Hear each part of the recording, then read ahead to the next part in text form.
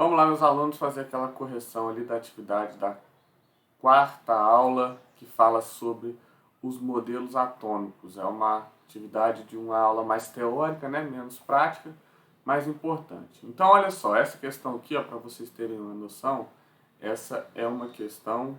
Opa, essa caneta minha não tá boa, não. É uma questão do Enem, recente, do ano retrasado. Em 1808, Dalton publicou seu famoso livro intitulado Um Novo Sistema de Filosofia Química, no qual continha os 5 postulados que serviam como alicerce da primeira teoria atômica da matéria fundamentada no método científico. Esses postulados são enumerados a seguir. Então, o primeiro modelo atômico foi o modelo proposto por Dalton, certo?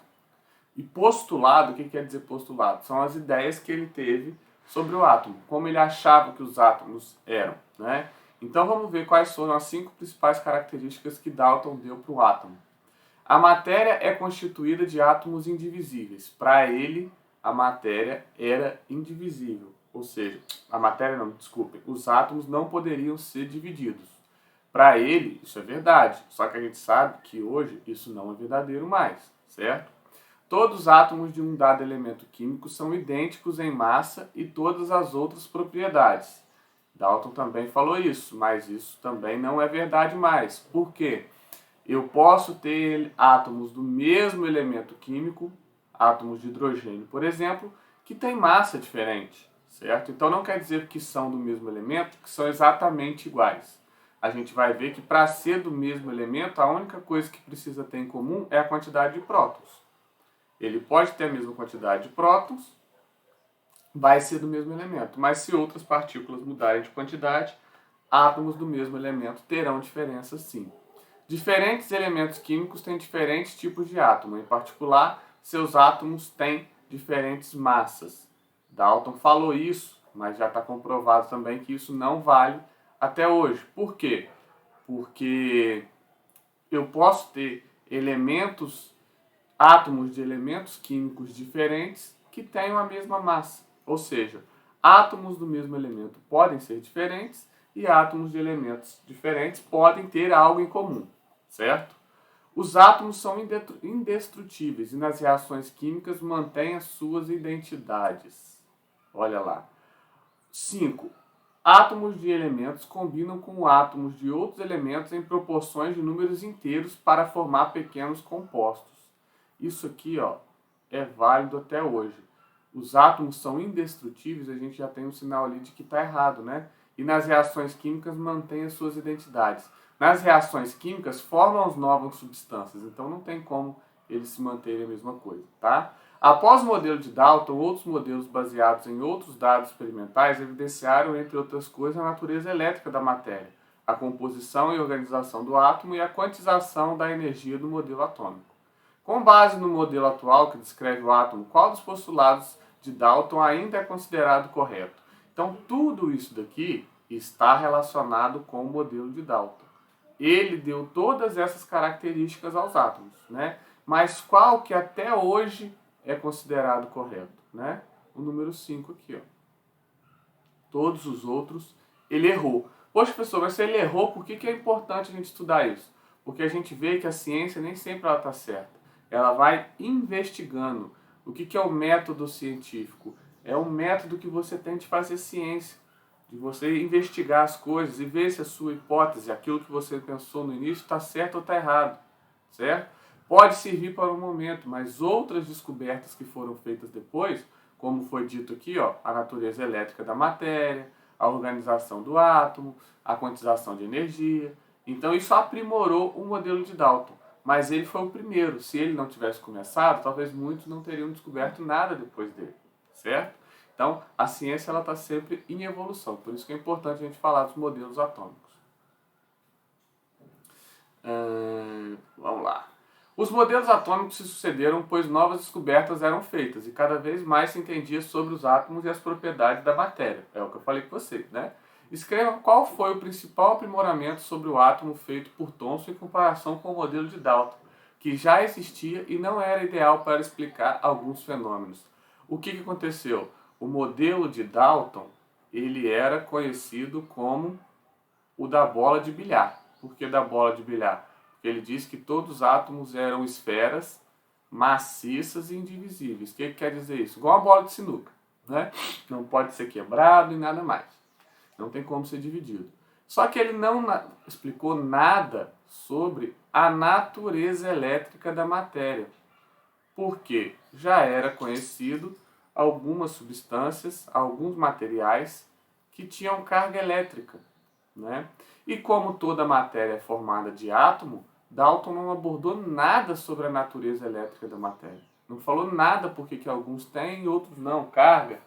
Então, por isso que foi importante o modelo de Thomson, porque foi ele o primeiro a abordar a questão da natureza elétrica da matéria. Por que ele conseguiu fazer isso? Porque ele descobriu que todos os átomos, independente de qual elemento químico fosse, apresentavam partículas de carga negativa, né?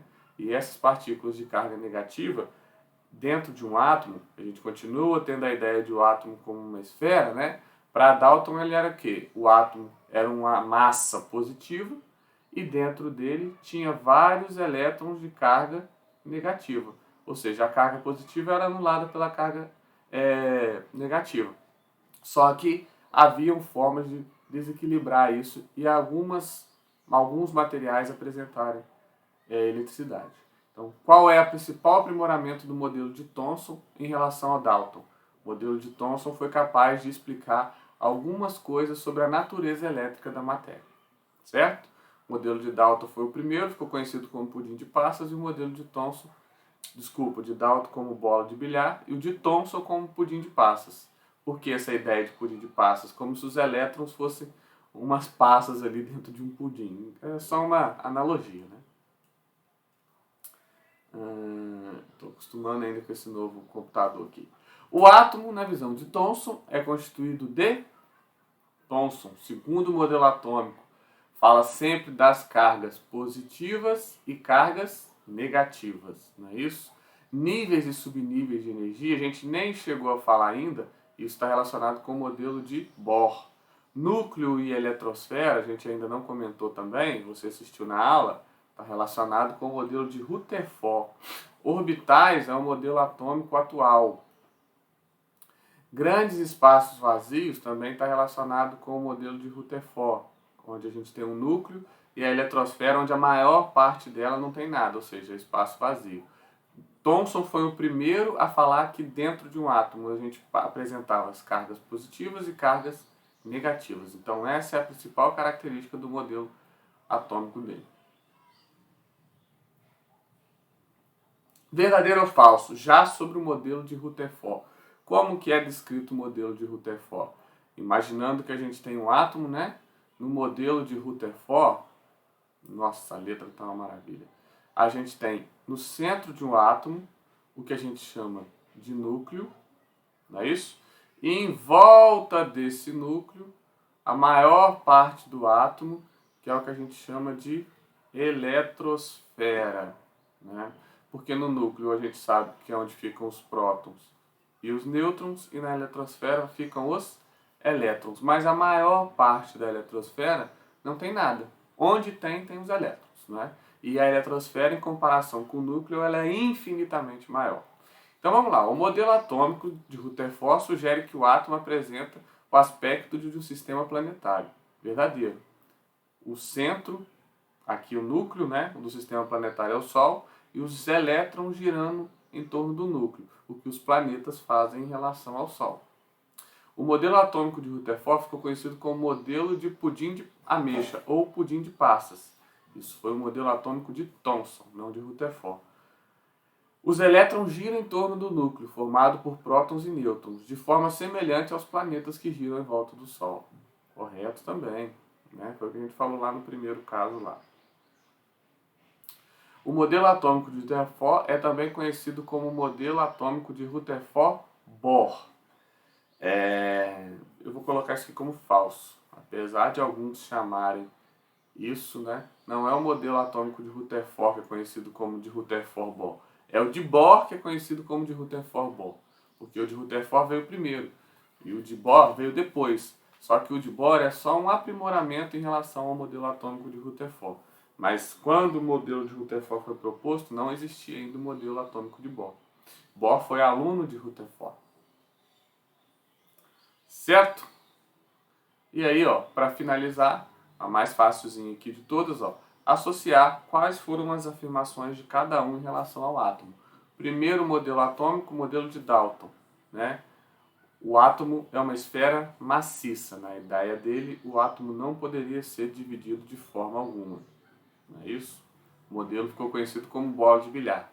Thomson foi o que descobriu os elétrons. Ele abordou que os átomos apresentavam cargas, né? O átomo não é indivisível, ou seja, ele não é impossível de ser quebrado. Ele pode ser quebrado. Existem coisas menores do que os átomos. Existem os elétrons, os prótons, os nêutrons, não é isso? E a matéria possui propriedades elétricas. Isso está relacionado com o modelo de Thomson. O átomo é formado por duas regiões denominadas núcleo e eletrosfera. Quem observou isso através do experimento que ele fez lá foi Ernest Rutherford. É isso? Então, a gente fica por aqui, continua acompanhando nas próximas aulas. Abraço!